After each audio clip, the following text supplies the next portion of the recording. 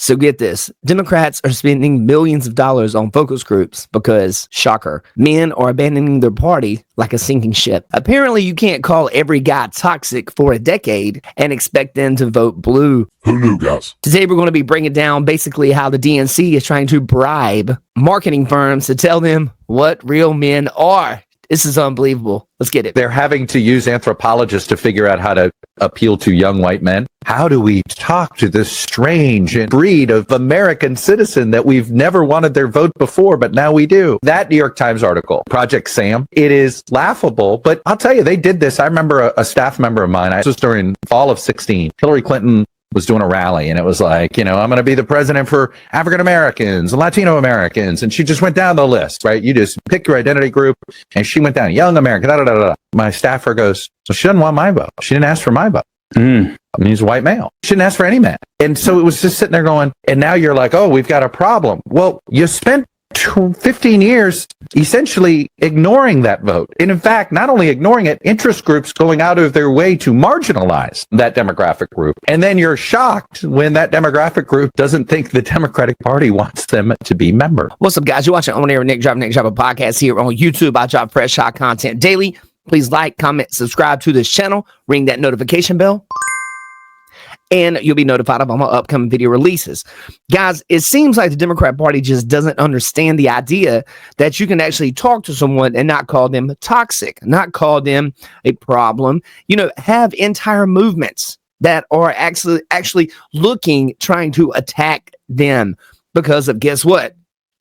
Their skin color. That's right, guys. Guys, let's keep the videos going. Let's get it. Well, Democrat fury over this report that was based on a gathering of ideas from focus groups for what people think about the two parties. A New York Times piece titled 6 months later, Democrats are still searching for the path forward. And part of that article says this, quote, Republicans are seen as apex predators like lions, tigers, and sharks, beasts that take what they want when they want it. And Democrats are typically tagged as tortoises, slugs, or sloths, slow, plodding, passive, end of quote. Congresswoman Debbie Wasserman Schultz did not like that comparison. I'm not focused on the animals that some New York Times reporter compares the political parties to. My constituents are human beings. I will tell you, it was the voters who were making the comparison with animals, and this was a focus group. It wasn't the New York Times reporter coming up with these labels. This was a Democratic-led focus group to try to figure out perceptions of the parties. Don, you said they were asked to compare the parties, so they were prompted to compare the parties to animals. That is ridiculous. Well, while some Democrats have expressed anger about the unfavorable views of their party, others have pointed to some problems. The way that you start to reach groups that you have lost favor with or that used to support the party but now don't, and you're losing traction with them, is partly a language thing, but really it's more of a substance thing. Democrats do themselves a disservice by not engaging in some introspection here and some reflection on how it is that the party that sees itself as the party of working people came to be seen by so many working people as a party of elites. Power panel now, Jeremy Hunt, former Army intel officer and chairman of Veterans on Duty, and Fred Hicks, Democratic strategist. Jeremy, I'm going to start with you. It's interesting. Look, I know these Democrats, former strategists, whomever, are being asked questions about this, but they have no loss for words talking about each other, themselves, all the things. I don't hear about the voters and what they learned from November 5th. Facts. That's exactly right, Harris. I mean, the Democrats have become a party of the elite, as many of us know. A lot of the working class voters have flocked to the Republican Party, and a lot of the high net worth and college educated voters are flocking over to the Democrat Party. And the thing about elites is that elites tend to think that all of their ideas are always better than other people's. They tend to think that if they could just be in charge and tell Americans what to do, that everything will work out fine. But the problem is that Americans obviously do not respond positively to that. And the issue is that the Democrats, if you listen to what they're saying, they think their issue is messaging, that we need to do better messaging. That is fake humility. It's not actually, they aren't willing to say that maybe it's our ideas, maybe it's the stances that we've taken. And what they want to say is that if we can just, educate these dumb working class people to our ideas and tell them why we know what we're talking about, then they'll vote for us. Like it's not going to work. And if they really wanted to get to the root of their problem, they'd actually do some real authentic introspection, not this fake humility about messaging. All right, guys, you heard that. So the issue here is the Democrat Party has basically ran everyone off with the whole issue with identity politics by making their stances on such ridiculous things, such as an 80-20 issue, such as biological men in women's sports, the whole trans situation with biological men being in women's sports. This is something the Democrat politicians have all pretty much supported. Okay. They've all supported it up until recently, except you might have someone like Gavin Newsom, who is indeed looking for a presidential run in the upcoming election. So he's trying to take a more moderate stance. But guys, the Democrat Party does not want a moderate stance. The Democrat Party wants to get even more progressive with stuff. That's why you see people like AOC getting a little bit more traction. Now, do I think AOC and Jasmine Crockett are going to be legitimate leaders of the Democrat Party that are going to win elections? No, I don't. But I've been wrong about things in the past. However, I don't think AOC and Jasmine Crockett, that's very specific. I do not think the average person is going to vote for them, but that's just my opinion. You guys let me know in the comments, what's your opinion on this?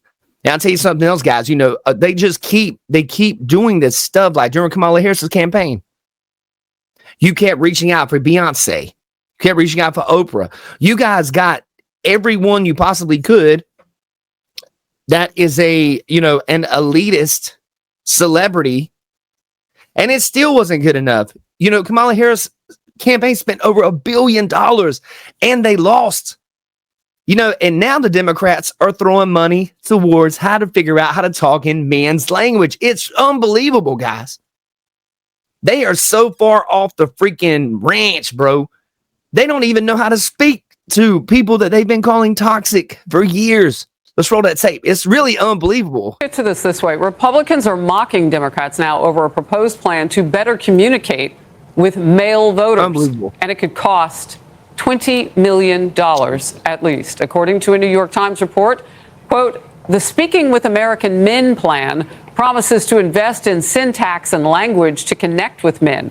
It also recommends advertising in video games and avoiding a moralizing tone. Congresswoman Lisa McClain, unbelievable, chairwoman of the conference committee, says this about that. The Democrats are getting ready to light $20 million on fire to study their unpopularity. Unbelievable. Exclamation point. Another Republican says the Democrats declared war on masculinity and a lost generation of young men instead of doing an introspection as to what they did wrong. They're going to invest $20 million studying male syntax to try to better communicate their radical message, end quote. And here's conservative activist Charlie Kirk.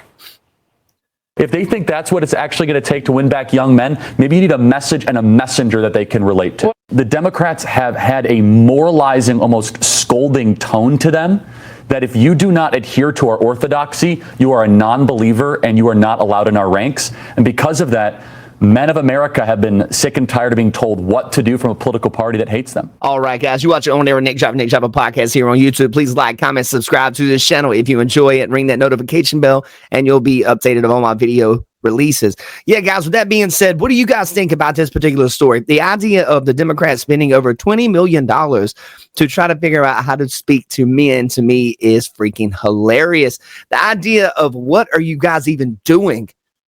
You spent the better half of a decade telling us all that we are toxic. And you guys lost so many people that are power players. You guys lost Joe Rogan. You lost Elon Musk. He was a Democrat. You guys lost freaking Donald Trump. He was a Democrat. It's wild to me that, if you're not a part of these crazy agendas that the Democrat Party is pushing, then for some reason you're some kind of horrible man. It just doesn't make any sense to me. It's crazy. Guys, it just turns out, yelling about mansplaining and male privilege and white privilege and all this crap doesn't get you any votes. It doesn't get you any votes. It actually makes your party lose all 7 battleground states in last election. Hope you guys have a blessed day. You take care. You watch On Air with Nick Driver podcast here on YouTube. Please like, comment, subscribe, and share Nick Driver on social media. Be safe, guys. Oh no.